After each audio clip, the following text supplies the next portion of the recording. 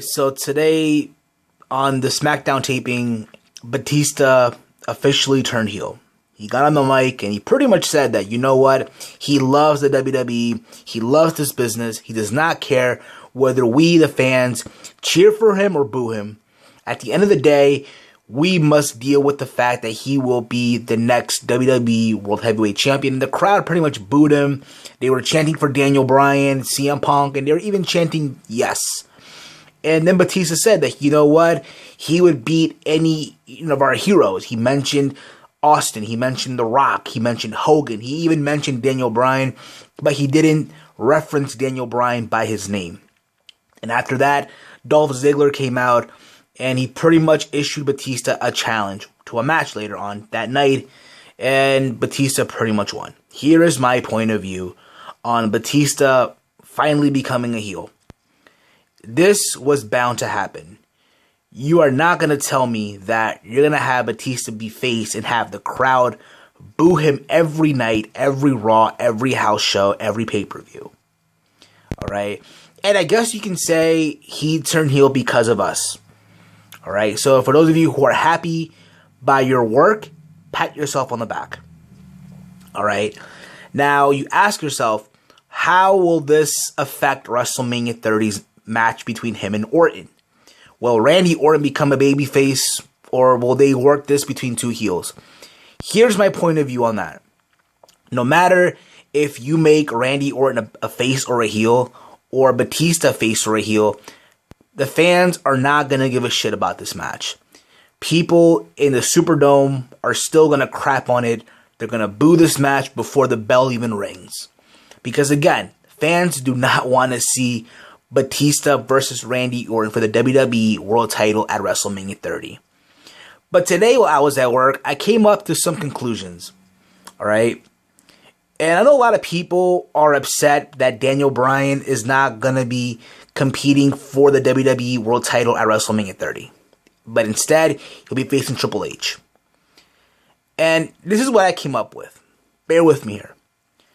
Just because Daniel Bryan is not going to be fighting for the title, instead is Batista versus Orton, does not necessarily mean that Batista versus Orton for the title at WrestleMania 30 will be the main event.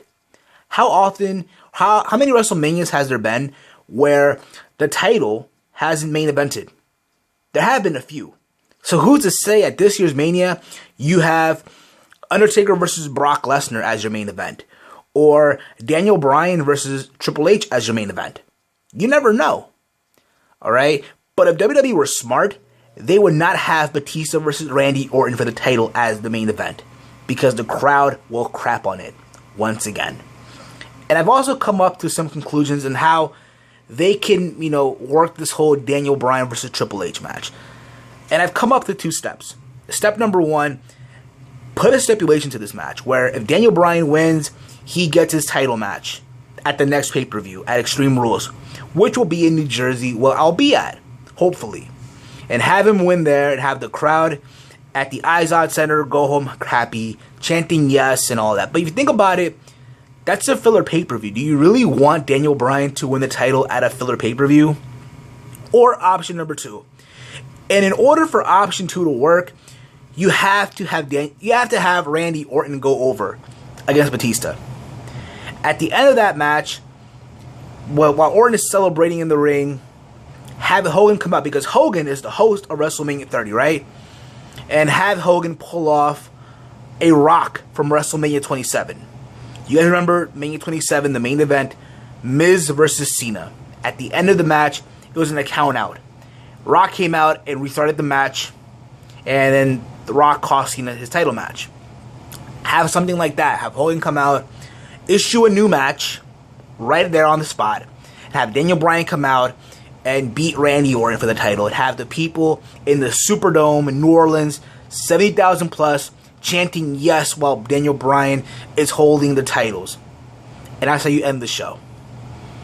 Alright? I know a lot of people would prefer option two, but here's reality. At the end of the day, no matter how people want to take it, alright? And if you want to bash me, go ahead. Whether you like it or not, Daniel Bryan is already a two-time WWE champion. Even if you win the title at Mania, the spark really isn't there anymore. He's been a 2-time WWE champion. It'd be different if, let's say, Daniel Bryan never won the title. If he lost at SummerSlam, he lost at Night of Champion, he lost every pay-per-view where he fought for the title. You know what I mean? But at the end of the day, this is my point of view. Everyone is entitled to an opinion. Let me hear your thoughts. What do you feel about all this? About Batista turning heel? About option 1 or option 2 with Daniel Bryan versus Triple H? Let your voice be heard. Drop your comments down below. If you're new to my channel, hit that subscribe button. And I'll see you later next vid. I'm out. Peace.